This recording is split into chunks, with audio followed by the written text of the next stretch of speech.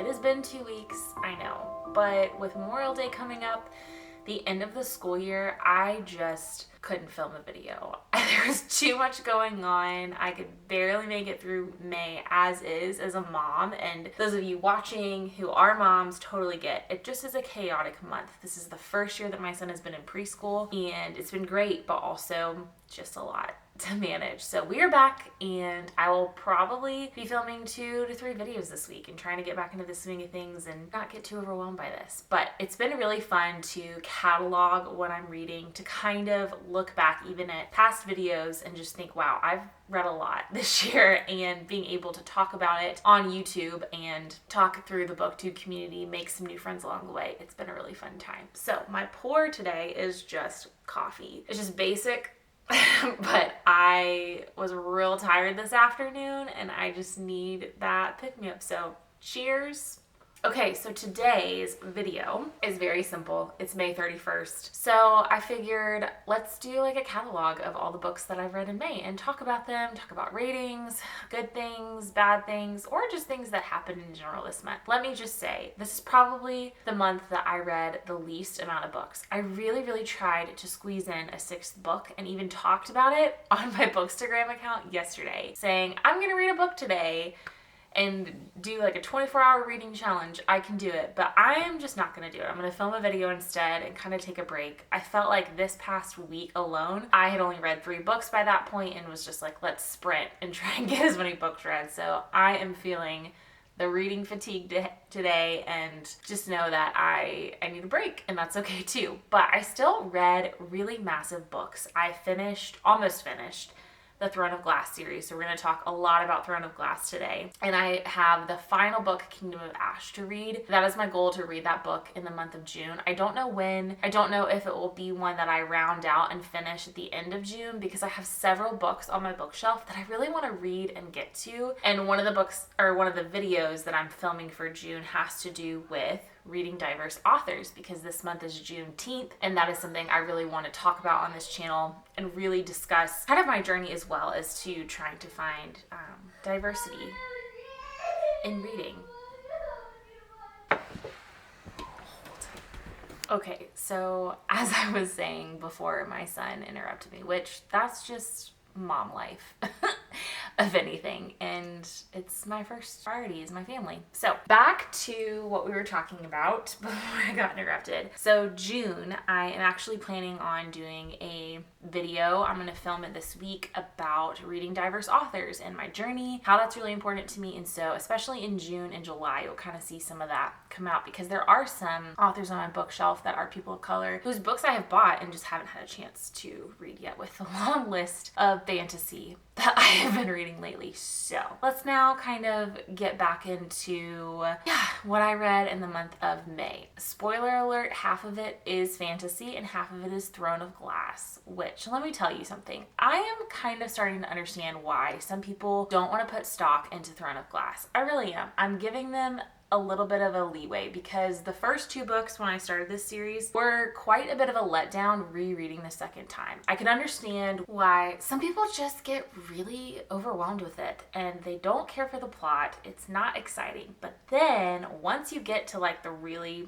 good part of the series, it has a huge chokehold on you. And this is where we're kind of getting into the exciting part of the series. So I started off the month of May reading Queen of Shadows. I truly love this book. It is pretty massive though. Oh man, now I have to look up what the page count is. While I'm doing that, I will tell you, I rated this one 5 stars again. I love the way that the series just takes kind of a 180 shift, and you see all the different characters and plot lines that you have been following in the 4th book, Heir of Fire, come to fruition in this one. And you get a couple more characters brought back kind of into the scene and into the fold. So this is 645 pages. This one is so good. Like, again, if I were to tier rank or rank the books in order, like favorite to least favorite in this series, I have to say this one is top notch. It might hold true of being my favorite. I don't know, but I love Queen of Shadows.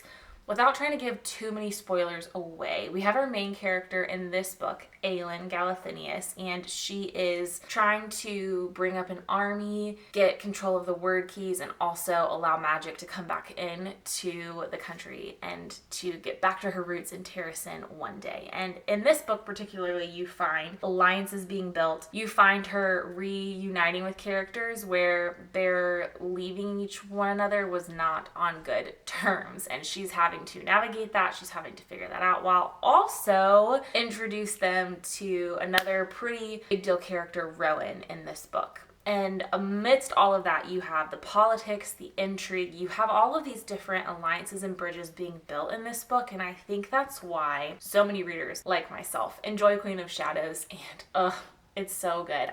Sometimes I wish I could just tell people if they're not vibing with Throne of Glass, somehow, some way, bridge the gap and say, just read this book, and I promise you, it will all make sense. But that is Queen of Shadows by Sarah J. Maas. I rated this one 5 stars, always 5 stars, and I loved this one so much. Okay, this is where my reading journey, and I knew would take a nosedive. I knew it would take me a really long time to get through the next 2 books in this series of Throne of Glass, and that's just because, you guys, these books are massive. I know they don't seem to be that big, but combined together, they make, I think, like 1,300 pages, and that just takes time for, I think, anyone to get through, but especially me, especially in the month of May when my child has field day, water day. I'm a part of the PTO at his school, so teacher appreciation week, we were doing something every single day at his school, and it really killed into my reading time. I relied a lot on, which I do anyways, on rest time being a time of reading. But then the time rest time would come, I would either have to do things in the house, get chores done, or take a nap because I was so tired. And yeah, anyways, I knew that this could potentially hurt my reading month, and it didn't, but it just took me a while. And that's because Tower of Dawn and Empire of Storms occur at the same time. Actually, let me show you the covers. Tower of Dawn and Empire of Storms occur in the same timeline, but they're covering 2 books. One is covering one of the main male characters, Kale, and the other one is covering Aelin's side of the story. And so, typically speaking, a lot of readers reading Throne of Glass will do the tandem read. I am actually going to say in this video, if you're watching this and you've never read Throne of Glass before and you're going, did she do it? I did the tandem read the first time I read the series because I was advised to, but also online, so many readers will tell you, do the tandem read, do the tandem read. And while I think it's not a bad idea and it's unique and interesting, and it's what makes this series to me so fun because it's just something you don't see very often from an author and in their journey to writing a fantasy series. But that being said, I did not do the tandem read this time. I decided to read Tower of Dawn first, which is a bold move. If you've read Tower of Dawn, you know that the very end can spoil somewhat what happens in Empire of Storms. Or you could be like, this is weird. Why does the book end this way? And then you kind of go, oh, wait, that's this person, and then, oh, that's leading into what Kingdom of Ash is going to kind of cover, and it unfolds a plot line. Or it just leaves you morally confused, like, I know who this person is, but why are we getting this last little snippet of an epilogue at the end of the book? But no matter. I chose Tower of Dawn for a couple reasons. Number one, after reading Queen of Shadows, I really wanted something slower paced. Queen of Shadows is so good and action-packed, but I knew of the 2 books that Tower of Dawn was going to be the one that was going to kind of take a step back. This book in particular covers a whole new world. A whole new world. It covers a whole new country of Antica, the shining city of Antica. I can't remember all these names, you guys. And Kale and Nesrin are 2 characters that kind of go off, and they're trying to not only form an alliance, but something has happened to one of these main characters that has massively impaired that character, and so they're going to Antica to get healing, to figure some things out. And it is truly, this book in general, I think, is one of the most beautiful character arcs you could write about a certain character. And I won't give spoilers, and I won't say who it is, because I know some people on here haven't read it, but this book to me reading it not in the tandem read, not reading these two books together at the same time, but reading them separately, I felt like I could pick apart and understand so much more of what was going on with Kale, specifically in this book. But also, there are so many Easter eggs to one of the characters, Maeve. You know, Maeve is a little character that, yeah, you need to know some of the information about her in this book to truly understand what's happening in Kingdom of Ash. And I remember when I read the tandem read, which I feel like I didn't explain that super well. The tandem read is reading these two books at the same time because they're in the same timeline. And so you read a couple chapters of one book, a couple chapters of another. There's so many reading outlines if you are very interested in doing that. But for me, this time, actually, reading Tower of Dawn solo was so good. I was able to get connected to the storyline of this book a lot more, be able to understand what was going on at the time, and see so many of those connections and bridges and gaps. But also, I know some people cannot stand Kale. I know they get really frustrated with him, but I still like Kale as a character. I think he is complicated. He has issues, and this book really lays it out super well, but in a beautiful way. And one of the other characters that gets weaved in from another book, it's just a really, really good time. And I feel like too with this one, the first 60% of the book is slower paced. I'm not gonna lie to you, if you're looking into reading Throne of Glass, this is not a fast-paced book of all of them, but what I will tell you is it pays off. I feel like the last 25% of the book is when you're just kind of on the edge of your seat going, wait, what's going on? Why are these things happening? Why are we starting to see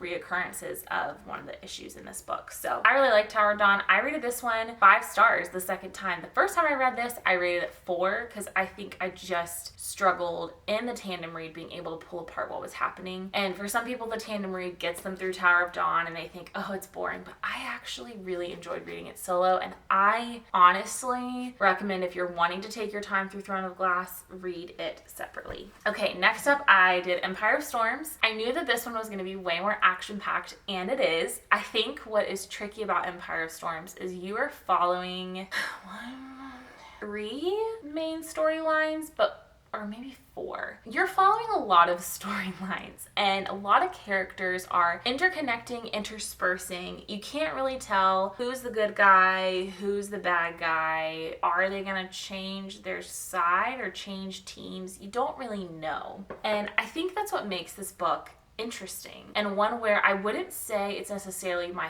favorite, but I love some of the plot twists. I love some of the ways that, of course, Aelin keeps things from the other characters in the book, including you as the reader. And some people do not enjoy that in books, but I do. So good. Also, this is one of my favorite mugs ever.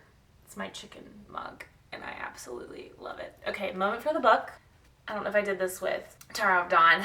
I meant to look up page counts of these books because I feel like you should know. It may not look like it through the camera lens, but I promise you it was a long time. So this book was 689 pages. And then Tower of Dawn was 660 pages. So that alone is 660, 689. 1,540 pages, give or take. My math could be, no, that's not right. 6 and 6 is 12. So 1,340 pages. Anyways, that's a lot of pages to read. And yeah, Empire of Storms took me, I think, a lot longer than I thought it would. Tower of Dawn, I read a lot quicker than I thought, and this one took some time because it was a little bit more brain power to try to figure out, okay, where are we? What's going on? A couple characters that really make a huge appearance in this book, and so I was really trying to pay attention because I knew from reading it prior that, okay, this is where you got lost last time, so try to pay attention. So shockingly, this one took a while. I will say though, I did rate this one 5 stars, and I'm gonna be honest, it's still a 5-star read. I don't know if I would put this as my favorite book in the series though, and I know that's gonna shock some of you watching this, but I think for me, I really began to appreciate Tower of Dawn so much. And not that I don't appreciate Empire of Storms. I really also think it depends on what kind of mood you are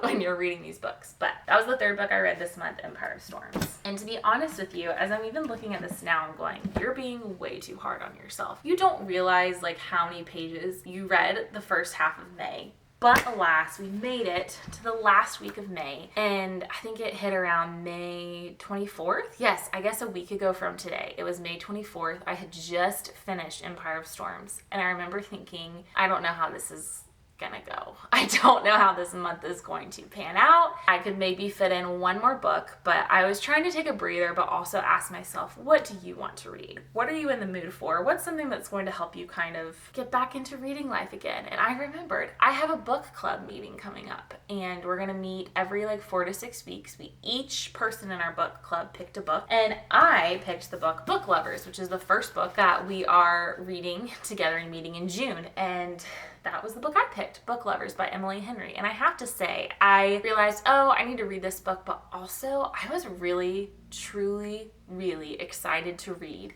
a summer romance. It's getting really hot in Tennessee. I live in East Tennessee, Knoxville particularly, and I just was like, I need something to kind of get me in the spirit of the summertime. And Emily Henry, all of her book covers, let me just say, they are made for that summer beachy time. You can read her books by the pool, outside on a towel if you're trying to get a tan. You can read them. A lot of them are pretty summer cover books, and Book Lovers was like that for me. I really enjoyed this one because it is set in North Carolina. Close to Asheville is the town. It was called Sunshine Falls, which I never looked up if that was a real city or not, but either way, in this book we meet our two main characters. Nora, she is somebody that is I believe, what do they call her? She works with different clients.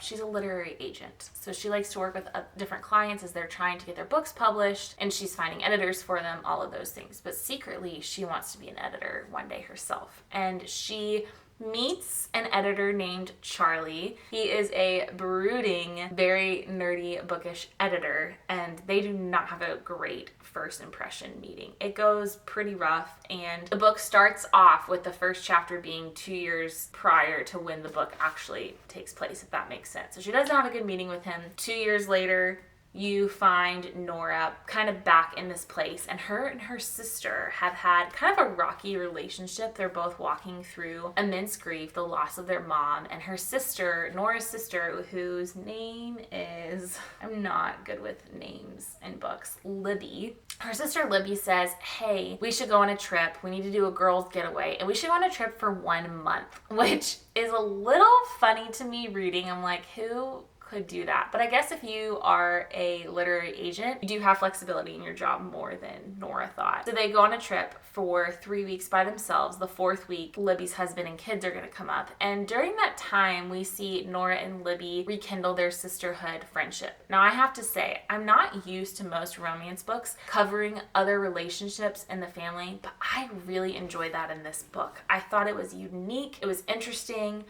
But while they're in that small city, Nora discovers that Charlie lives in that city. His parents own a bookstore, and he helps run and manage the bookstore. His dad actually has major health issues, and he has to kind of take a step back from his editing role and help his family. And Nora runs into him, and the little blossoms of romance begin to bud, and it's very, very cute and very interesting kind of how all of that weaves in. So my final thoughts on Book Lovers. I have to say, 4.5 stars easily. I couldn't quite give it a 5-star, and I don't really know what didn't make this book a 5-star. I think some of the romance in this one felt a little too fast for me, a little too heavy on the chemistry per se. I wish that we could have explored a little more of Charlie and Nora's banter in between the 2 years that they didn't see each other a lot, because it talks about in the book how they still interact via email. Because she's a literary agent, she has some publishers and some people that want Charlie to be the editor for the books. And so I think that was my one piece in this book. But I loved the sister relationship. I loved getting to explore what it looks like to walk through grief with sisters and how that affects your relationship, how much weight Nora carried in that relationship, and how she was pretty codependent on her sister, or felt like she had to be codependent. And to see how Emily Henry kind of walked that line was really, really good. And Emily Henry does know how to do that well, but I just hadn't seen it until I read this one. I loved Book Lovers. I so far think it's not my favorite Emily Henry book, but it's up there at the top of the list. So if you haven't read it, you should read it. And yeah, I read it in literally 4 days. So I made it halfway through the week and went, I would love to get 2 more books in. I got 1 more book in, but that's okay. The next book and final book was a reread for me, which I've been doing a lot of rereads lately. I need to, in June, read brand new books. But we have Remarkably Bright Creatures by Shelby Van Pelt. Anyways, Remarkably Bright Creatures by Shelby Van Pelt. First of all, this book has such an intriguing cover. I don't know who designed it, but I have to say, it is captivating. Simply because you have a massive octopus on the front and this woman, and you see all these sea creatures and just the colors, and whoever designed this, if I ever write a book, I won't write a book, y'all, but they need to design my cover for me. So this book, I read this book right when I kind of got back into reading a couple years ago. I believe it was in 2024. This book was published in 2022, and I even remember seeing this book everywhere. Everyone was reading this book and they said it was super fascinating. There is a character and there are chapters dedicated based on the character Marcellus, who is an octopus, and you get his POV, which I'm starting to realize some people don't find interesting, but I did. Never in my life would I have thought an octopus would have captivated me so much in a book, but he did. I'll give it to Marcellus, he did. And what's crazy is the movie just came out on Netflix, and I'm